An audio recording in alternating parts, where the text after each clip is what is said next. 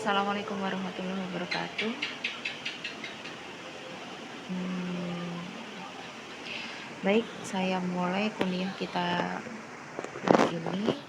Maaf, mungkin agak terganggu suaranya karena saya juga mencari waktu tentang pengantar epidemiologi. Jadi epidemiologi ini mempelajari ya penyebab penyakit dengan menggunakan penalaran yang menjadi standarnya ya. Yang pertama, dalam standarisasi epidemiologi itu yang pertama harus mendapatkan data deskriptif ya. Data deskriptif dari apabila ada laporan suatu penyakit maka harus dicari buktinya berupa data ya. Kemudian setelah terkumpulnya data ditentukan ada tidaknya hubungan antara satu faktor dan karakteristik yang terjadi ya. Jadi saling dihubungkan, data sudah dikumpulkan kemudian dihubungkan. Nah, setelah itu dianalisis apakah hubungan-hubungan tersebut itu adalah sebab akibat, apakah saling berkaitan, seperti itu. Nah, tadi kita singgung juga tentang epidemiologi, tentang data deskriptif ya, data deskriptif. Nah, di mana pendekatan epidemiologi itu ya, pengumpulan datanya ada berupa deskriptif, analitik, dan eksperimen. Nah, kalau tadi saya katakan deskriptif karena ditemukan suatu kasus, ya, kemudian dilakukan analitik. Nah, kemudian ini ada yang ketiga adalah eksperimen, ya, atau intervensi. Nah, itu adalah kasus yang lain, bukan dari temuan sesuatu yang baru, ya, tapi percobaan dari seseorang ya, alias penelitian lah bahasa mudahnya kalian ya. Jadi yang pertama epidemiologi deskriptif, yang pertama adalah di sana dia mempelajari frekuensinya ya, frekuensi terjadinya suatu penyakit. Jadi frekuensi itu seberapa banyak terjadinya kasus itu gitu loh. Jadi kalau hanya ditemukan 1, 2 itu tidak bisa dihubungkan secara epidemiologis. Tapi kalau memang banyak terjadi ya, itu merupakan frekuensi yang bisa termasuk dalam epidemiologi ya. Kemudian distribusinya, nah distribusinya alias penyebarannya ini apa, di area tertentu yang dengan karakteristik tertentu ya, ataukah di seluruh wilayah atau kosmopolit ya, jadi tidak melihat karakter suatu daerah dan seterusnya yang nantinya akan dianalisis. Jadi perlu diperhatikan yang pertama adalah jumlah kasusnya, kemudian penyebarannya, dan juga perkembangan masalah kesehatan pada populasinya. Jadi pada kasus yang terjadi di suatu kelompok, nah itu apa saja ya yang menjadi gejala-gejalanya, terus kemudian adakah perbedaan, misal satunya sakit perut itu perutnya seperti mual, yang satunya tidak mual tapi konstipasi. Nah, seperti itu memang sama-sama dispepsia tapi ada perbedaan ya. Nah, kemudian yang kedua adalah epidemiologi analitik, di mana nantinya setelah dikumpulkan data-data ya, mempelajari faktor-faktor, maka dianalisis apakah ada hubungannya, apakah hubungan tersebut adalah sebab akibat ya, sehingga proses analisis ini adalah merupakan proses terusan dari epidemiologi deskriptif ya. Yang ketiga adalah tentang eksperimen. Kalau eksperimen nanti kita bahas khusus ya Kak ya, kita bahas khusus ya, karena biasanya ini dilakukan oleh peneliti untuk melakukan suatu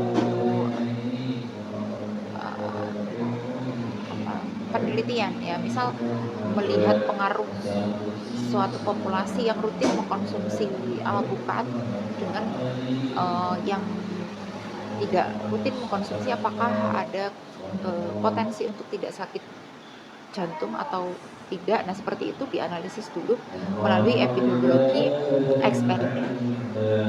Selanjutnya tadi kita sudah sering mengatakan tentang menganalisis. Nah, ketika mengumpulkan data itu lebih mudah ya, lebih mudah karena sudah ada daftar-daftar pertanyaan yang artinya sudah konseptual, sudah terstruktur. Nah, kemudian dalam proses selanjutnya itu perlu dilakukan analisis ya. Nah, analisis ini juga merupakan hasil dari olahan data yang didapatkan. Nah, yang pertama tadi harus mendapatkan data yang konseptual ya, jadi terkonsep. Nah, jadi karakteristiknya dalam mendapatkan data itu mudahnya adalah dengan 5W1H. Nah, itu sudah umum ya, itu adalah konsep yang umum. Nah, tapi seperti apa dalam dunia epidemiologi? Ya, 5W itu ya, what, who, where, when, why, dan how ya. Nah, yang utama 5W ini apa saja? Kalau what itu penyakitnya apa? Masalah kesehatannya apa? Jadi gejalanya apa saja? Seperti itu. Kemudian who, siapa yang punya potensi terinfeksi? Apakah pasien-pasien pada usia produktif atau anak-anak ya, kayak difteri kemarin kebanyakan anak-anak, kalau COVID kemarin semua usia. Nah, itu jadi perlu di data seperti itu. Kemudian apa yang namanya seks itu adalah jenis kelaminnya, apakah lebih cenderung ke pria atau wanita. Dan etnis tertentu ya, seperti apakah ini mempengaruhi Bu? Ini mempengaruhi ya, misalnya tifoid, demam tifoid ya. Demam tifoid itu kalau dicek titer itu di daerah Indonesia sebelah barat seperti kita ini, itu mesti titernya lebih tinggi dibandingkan populasi di Eropa. Nah, seperti itu ya. Kemudian status perkawinan, pekerjaan otomatis juga mempengaruhi. Jadi what, who itu seputar seperti itu. Kemudian where, di mana lokasi terjadinya kasus penyakit yang terjadi ya. Apakah yang waktu ditemukannya COVID itu kan secara lokal, oh ini sepertinya virus-virus yang terjadi pada daerah-daerah suhu dingin, karena pada waktu itu China sedang ada pada suhu dingin. Nah, kita sebagai orang Indonesia akhirnya ada sombong gitu kan ya, karena belum sampai ke Indonesia. Oh, kalau pada daerah dengan kondisi tropis itu tidak punya potensi untuk tertular. Nah, seperti itu. Awalnya data itu bisa seperti itu ya. Jadi pengumpulan data itu tuh memang harus terus-menerus ya. Setelah ditemukannya kasus, kemudian ada di tempat yang lain hanya satu kasus, nah itu perlu dicari datanya, kemudian dihubungkan. Kemudian when alias kapan ya, apa, sehingga nanti bisa menentukan apakah dia termasuk pandemi, epidemi, endemis, dan sporadis. Nah, ini perbedaannya nanti kita pelajari ya selanjutnya ya. Kemudian why, kenapa ada masalah atau penyakit ini, apakah dari konsumsi makanannya seperti apa, ataukah dari udara, ataukah dari mana ya, konsumsi air dan seterusnya ya. Konsep analisa yang kedua ya. Jadi tadi sudah saya singgung ya tentang 5W ya. 1H itu adalah ini H-nya adalah sebab akibatnya. Jadi artinya di situ nanti bagaimana, apakah ada hubungannya ya, seperti itu masih berkaitan, tapi tidak saya lampirkan karena itu merupakan konsep analitik ya. Kemudian dalam karakteristik waktu dan tempat dan personnya atau pasiennya ya, itu data yang dilengkapi adalah yang pertama dari detail ya, dari jam, hari dan seterusnya, kemudian daerahnya mana, kemudian untuk pasiennya, umur ya, pendidikan, bahkan itu juga menentukan ya. Apakah kalau penyakit-penyakit tertentu itu menginfeksi pasien-pasien yang punya edukasi kesehatan yang rendah, atau semua kalangan. Kalau COVID kemarin semua kalangan ya. Kemudian selanjutnya yang terakhir adalah karakteristik model host ya, dan juga agen dan environment. Kak, ini nanti kita akan bahas 3 trias kesehatan ini ya, tentang host, agen, agent ya, dan environment. Jadi mereka itu adalah saling berkaitan. Host itu adalah kita ya, manusia. Nah, inangnya, host itu inangnya.